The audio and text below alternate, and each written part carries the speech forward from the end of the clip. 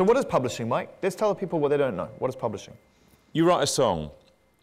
Every time that song gets played on the radio, every time that song gets played on a TV show, every time a record is sold, the guy that wrote the song on that record gets money. Every time a song's played on the radio, the guy that wrote the song gets paid money.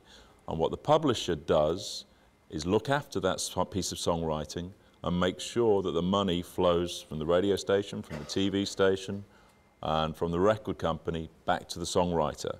And for that service, that collection job, they take a little bit of money to make sure you get, as a songwriter, your bigger share of the money.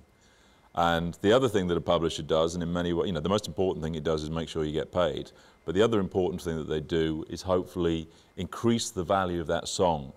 Now, if you're just a pure songwriter and you've written a great song, that song is completely valueless until that song is given to a great artist.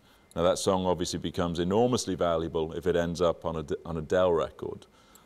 So it's down to the publisher to take you as a songwriter and your songs out, puts them with the greatest artists in the world.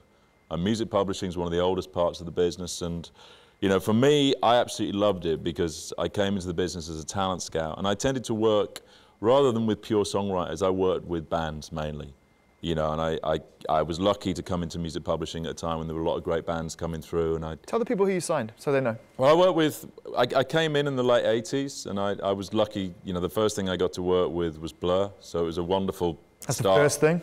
Obviously, it was downhill all the way after that, but I came in and I worked at EMI Publishing and was working with My Bloody Valentine and Primal Scream and Ride and Teenage Fan Club, so some great Scottish bands there.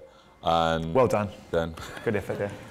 And then Britpop happened, which was terrific for me because it was in a way a revival of all the kind of like punk rock ideals that I loved. So I got to work with people like Supergrass and Elastica and Polly Harvey and The Verve.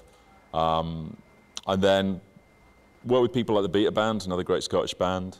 And then going into the 21st century, there was that tremendous garage rock and roll revival, and I was thrilled by what happened there, and I got to work with the White Stripes, and then the British thing kicked off, and I got to work with the Libertines, and I worked with Arcade Fire and Arctic Monkeys. So I feel incredibly lucky that I got to work with so many Turn me down, turn down my publishing, just want to point that out. I'd like to point out, I did my best to sign Zane, I just couldn't come up with enough money to convince him to work with me. There wasn't a lot of money on the table, I've got to be honest.